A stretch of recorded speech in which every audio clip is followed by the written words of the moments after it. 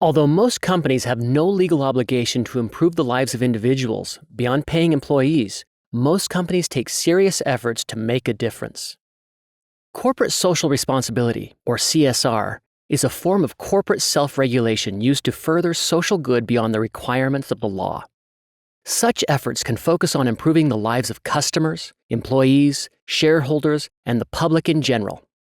One example is IKEA's efforts to improve the lives of young women in India and Pakistan. For nearly 30 years, IKEA has donated millions of dollars and partnered with the Save the Children Fund, a UK-based charity, to help girls get an education, have better health, and more opportunities for work. So why do companies engage in CSR? Research increasingly demonstrates that there is not only social, but economic value for companies to do so. For instance, Forbes recently highlighted that companies engaged in CSR activities are more likely to develop innovative products and services, as well as see higher worker productivity. They are also likely to have lower capital costs, as banks see them as lower risk. Finally, companies engaged in CSR efforts enjoy a better reputation and more customer loyalty and trust, which allows them to charge a price premium. In short, studies show that CSR is a good investment for both companies and the world.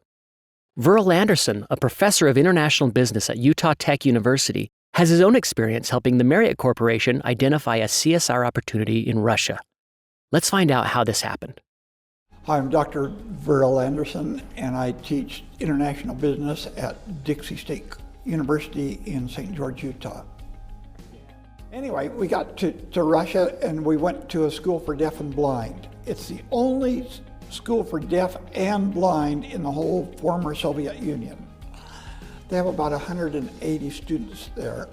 It's in Sergei Posad, about 70 miles out of Moscow. We went to the school and the school had no money. The next year I thought, wow, somebody needs to help these guys.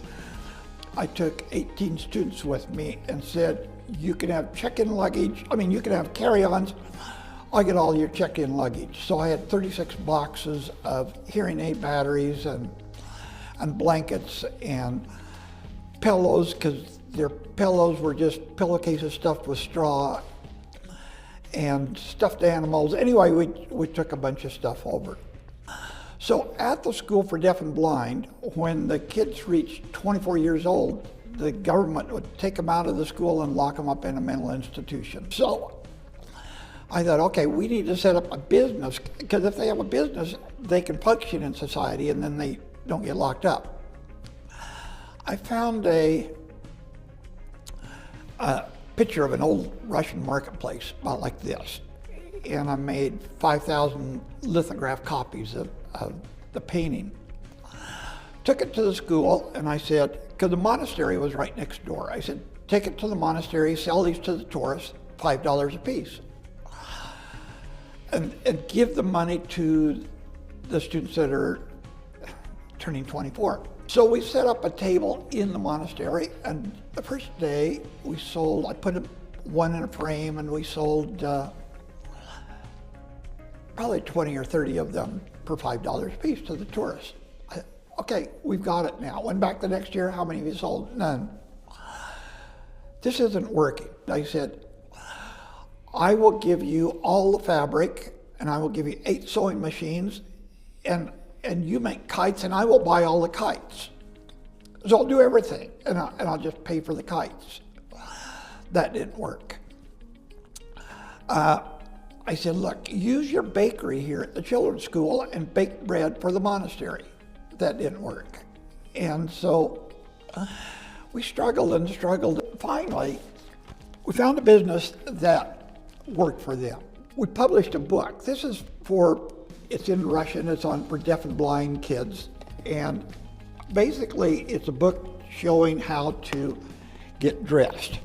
And so they show people putting on socks and buttoning things and zipping up. And this gave them enough money so that I didn't have to support them anymore. The school was really poor. They had no water in the swimming pool because they couldn't afford it. They had no, paint was cracking on the walls, and they had water damage on the computers. We need to get some money here. So I went to the Marriott Corporation in Moscow, and I said, I need you to come out to the School for Deaf and Blind. They said, we're not interested. I said, no, you really need to come. They need your help. Finally, they relented.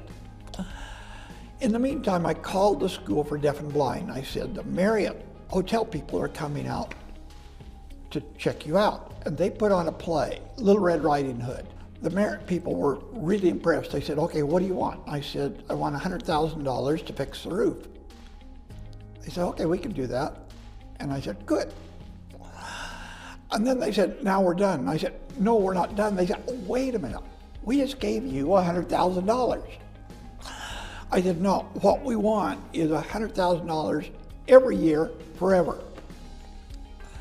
And they hemmed and hawed finally and said, okay, we can do that. It's a good cause. And then I went to the Perkins School on the East Coast of the United States and said, Marriott is giving us $100,000. We need some money from you. And I think they ended up paying $20,000 or $30,000 to the school. I bought a bus for them, and they took all the kids to the zoo. They'd never been to the zoo before. We took them all to the seashore. Too often, this is typical of many Americans, they just throw money at them. And that's the solution. It's not the solution. So the important thing we found is understand them. What do they need? Not what do we want to give them. And you have to reach a little bit deeper that way.